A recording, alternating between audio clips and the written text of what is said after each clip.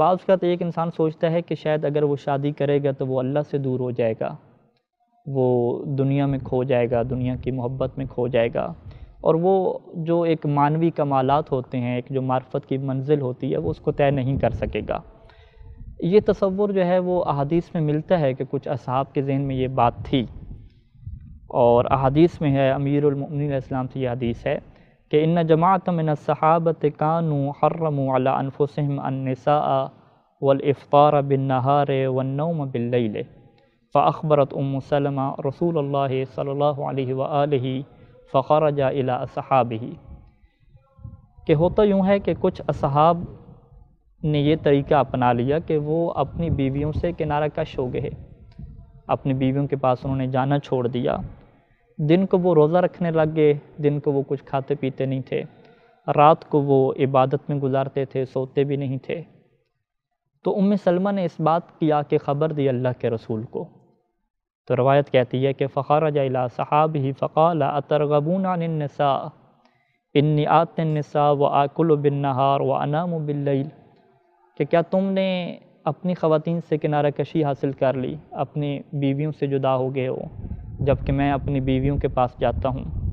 میں دن کو کھاتا بھی ہوں، میں رات کو سوتا بھی ہوں۔ پھر فرمایا کہ فمن رغب عن سنتی فلیس منی، کہ جو میری سنت سے پھر جاتا ہے، جو میری سنت میں کوئی رغبت نہیں رکھتا، اس سے کنارہ کشی اختیار کر لیتا ہے، فلیس منی، وہ مجھ میں سے نہیں ہے، اس کا تعلق میرے ساتھ نہیں ہے۔ یہ جو مشہور حدیث ہے کہ جو میری سنت سے پھرتا ہے پھر اس کا تعلق مجھ سے نہیں ہے۔ اللہ کے رسول کے یہ جملے ابھی ختم ہوئے تھے کہ روایت کہتی ہے کہ وَأَنزَلَ اللَّهُ، کہ اللہ تعالیٰ نے اس آیت کو نازل کر دیا کہ لا تحرموا طیبات ما احل اللہ، کہ اے لوگوں، جو اللہ نے حلال کیا ہے پاک چیزوں میں سے، حلال چیزوں میں سے، اس کو اپنے اوپر حرام نہ قرار دو۔ اسی وجہ سے ہمیں روایات اہل بیت علیہم السلام سے یہ ملتی ہیں کہ انسان جب شادی کی منزل کی طرف بڑھتا ہے، جب انسان نکاح کی زندگی میں داخل ہوتا ہے، تو وہ اللہ کے بہت زیادہ قریب ہو جاتا ہے۔ امام صادق علیہ السلام سے یہ روایت ہے کہ اللہ کے رسول نے فرمایا کہ من تزوج احرز نصف دینہ، کہ جس نے شادی کی اس نے اپنے آدھے دین کو بچا لیا۔ یعنی یہ نہیں ہے کہ آپ نے کہا کہ شادی کی تو اب وہ دین سے بھی گیا، اب تو وہ دنیا دار بن گیا، اس کا کوئی اللہ سے کوئی تعلق نہیں رہا، نہیں، فرمایا کہ جس نے شادی کی تو اس نے آدھا دین اپنا بچا لیا۔ جب انسان آدھا دین بچا لیتا ہے تو اب اسے مزید آدھے میں فقط محنت کرنی ہوتی ہے، وہ مزید اللہ کے قریب ہو جاتا ہے۔ اسی وجہ سے جو ہے وہ کچھ روایات میں یہ ملتا ہے کہ فَلْيَتَّقِ اللَّهَ فِي النِّصْفِ الْآخَرِ، کہ آدھے کو تو اس نے شادی کی وجہ سے بچا لیا، لیکن جو باقی آدھا رہتا ہے اب اس میں اسے تقوی الہی اختیار کرنا ہے اور خود کو بچانا ہے۔ تو یہ کتنی بڑی جو ہے وہ نعمت ہے کہ انسان شادی کے ذریعے سے اپنے آدھے ایمان کو جو ہے وہ بچا لیتا ہے۔ اسی وجہ سے کچھ روایات میں یہ ہے کہ جب یہ شادی شدہ انسان عبادت کرتا ہے، نمازیں پڑھتا ہے، تو اب اس کی نماز کے درجات بھی بڑھا دیے جاتے ہیں۔ امام صادق علیہ السلام سے یہ روایت ہے کہ رکعتان یصلیہما المتزوج افضل من 70 رکعہ یصلیہا اعزب،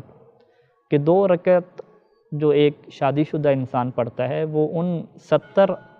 رکعتوں سے افضل ہو جاتی ہے کہ جسے ایک کموارہ انسان پڑھتا ہے کہ جو شادی شدہ نہیں ہے۔ اور کچھ احادیث میں یوں بھی آیا ہے کہ اللہ کے نبی یہ فرمایا کرتے تھے کہ رکعتان یصلیہا متزوج افضل من رجل عزب یقوم لیلہ ویصوم نہارہ، کہ 2 رکعت جو شادی شدہ پڑھتا ہے وہ ایک کنوارے انسان کی دن اور رات کی عبادت سے افضل ہے۔ ایک کنوارا انسان ساری رات کو عبادت کرے، دن کو وہ روزہ رکھے، تو اس سے بھی افضل جو ہے وہ اس کی 2 رکعتیں ہیں۔ تو بہت ساری احادیث میں شادی شدہ انسان کی عبادت کے درجات کو بلند بتایا گیا ہے۔ تو یہاں سے یہ بات واضح ہو جاتی ہے کہ اسلام میں نکاح کو جو دیکھا گیا وہ اس طور پہ دیکھا گیا کہ نکاح کے ذریعے سے ایک انسان اللہ کے قریب ہوتا ہے، اللہ سے دور نہیں ہوتا۔ اور اسی وجہ سے بہت سارے حدیث میں ہے کہ اللہ کے رسول یہ فرمایا کرتے تھے کہ اتخذوا الاہل فانہ ارزق لکم، تو تم شادی کرو کیونکہ اس کی وجہ سے تمہارا رزق بڑھ جائے گا۔ لہذا دنیا کی اس سوچ میں اپنے آپ کو نہ ڈالو کہ تمہارا رزق تھوڑا ہو جائے گا، بلکہ شادی کرنے سے تمہارا رزق بھی بڑھ جائے گا۔